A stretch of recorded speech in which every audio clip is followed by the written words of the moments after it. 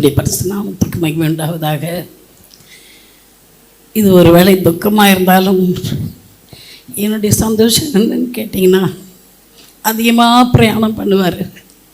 போகிற இடத்து போய் இருக்கு ஊழியம் செய்கிற இடத்துலையோ அல்லாவிட்ட பிரயாணத்தில் எப்படி ஆயிருந்தா என் நிலைமை ரொம்ப மோசமாக இருந்திருக்கும். என் புருஷனோட பேச முடியல, பார்க்க முடியலன்னு. ஆனால் அன்னைக்கு பத்திரமா வீட்டுக்கு வந்து சேர்ந்துட்டார். நேற்று விடியற் காலையில் வந்துட்டார். ஊழியத்தை பற்றி எல்லாம் எனக்கு சொல்லுவார் உட்காந்து. சில நேரம் டயர்டாக இருந்தால் தூங்கிட்டு நான் காலையில் பேசுகிறேன்ப்பா அப்படின்வார். ஆனால் நேற்று சொன்னார், எனக்கு ஒரு மாதிரி இருப்பா உடம்பு. ஹாஸ்பிட்டலுக்கு வரவே மாட்டார். அது என்ன ஜீவன் போகிறதா இருந்தாலும் ஹாஸ்பிட்டலுக்கு வர மாட்டார். நேற்று காலையில் 2:30 மணிக்கு வந்துட்டு எனக்கு உடம்பு கஷ்டமாகுதுன்னாரு. அப்போ நான் மருமகனை கூப்பிட்றேன், பக்கத்தில் தானப்பா இருக்கிறார். நோ டிஸ்டர்ப் பண்ணக்கூடாது, யாரையும் தொந்தரவு பண்ணக்கூடாது. அவர் வாழ்க்கையில் யாரையுமே அவர் தொந்தரவு பண்ணது கிடையாது. நான் சொன்னேன், அதிகாலை வேளையில் இப்படி வாமிட் பண்ணுறீங்களப்பா, இருங்க நான் ஒரே ஒரு கால் பண்ணிக்கிறேன்னு செல்லுத்துக்கு தூரம் வச்சுட்டு என் கையை கோத்துட்டாருங்க. கையை கோத்துட்டு வானா யாருக்கும் சொல்ல, இங்கே பக்கத்தில் அசிஸ்டன்ட் பாஸ்டர் அவரை கூப்பிட்றேன்ப்பா. நோ என்ன நடந்தாலும் கர்த்தருக்கு நன்றி சொல்லு அப்படின்னாரு. நான் உட்காந்து பேசிகிட்டே இருந்தேன். கொஞ்சம் கையை அமுத்தி விட சொன்னார், சுடு தண்ணி ஒத்துற வைக்க சொன்னார். வச்சேன். இருங்கப்பா, இப்போது மகனை கூப்பிட்றேன்.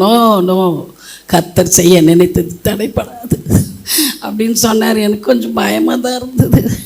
ஆனால் ஒரு காரியம், அந்த கடைசி நேரத்தில் நான் கிட்டவே இருந்தேன்.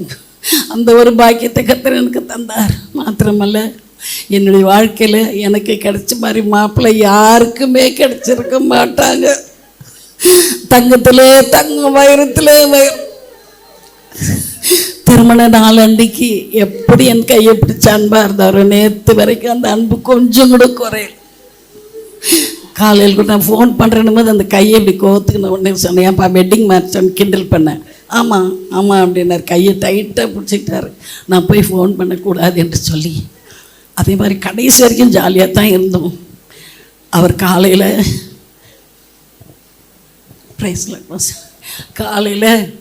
அவர் பாட்டு சத்தம் கேட்டவுடனே டீ கொண்டு போய் கொடுத்துருவேன். நான் த்ரோட்டு வறண்டு போயிடும்னு. அப்போ சொல்வார், உனக்கு என்ன என் மேலே இவ்வளோ அன்புன்னு. ஆமையா, கர்த்தருக்கு அடுத்தது நீங்கள் தான்மே, நான் போயிட்டேன் அப்படின்வார். கிட்டத்தட்ட 3 மாதமாக அந்த மரணத்தை பற்றியே பேசிட்டு ஒரு நாள் கல்லறை கேட்டில் போய் நின்று ஜெபிச்சுட்டு வந்தேன்னார். எதுக்கு அங்கே போனீங்க? நான் ஒன்றுமே சாதிக்காமல் வந்து இது உள்ளே படுக்க போகிறதுன்னாரு. வேண்டாம்ப்பா, அப்படிலாம் செய்யாதீங்க, எல்லோரும் அது உள்ளே போய் படுக்க போகிறவங்க தான். ஒருத்தர் முந்தினோர், ஒருத்தர் பிந்தினோர் அப்படின்னு சொன்னேன். சரிப்பா, பிள்ளைங்கெல்லாம் சொல்லாதுண்ணா. நான் அவசியம் 4 பேர்கிட்டையும் சொன்னேன். எல்லாம் ஏன்ப்பான்னு சொல்லி சத்தம் போட்டாங்க. திரும்ப அடுத்த முறை ஒரு தடவை இந்த சிஎஸ்சி கல்லறைக்கு எதிர்க்க ஒரு கடை, அந்த கடை ஷட்டர் போட்டிருந்த இடத்துல உட்காந்து அதே மாதிரி இந்த கல்லறைக்குள்ளே நான் வெறுமையாக எப்படி போய் படுப்பேன், ஒன்றும் செய்யலையே, உமக்கு ஒன்றும் செய்யலையேன்னு சொன்னாராம். அதை வந்து அவர் என்கிட்ட சொல்லிவிட்டார்.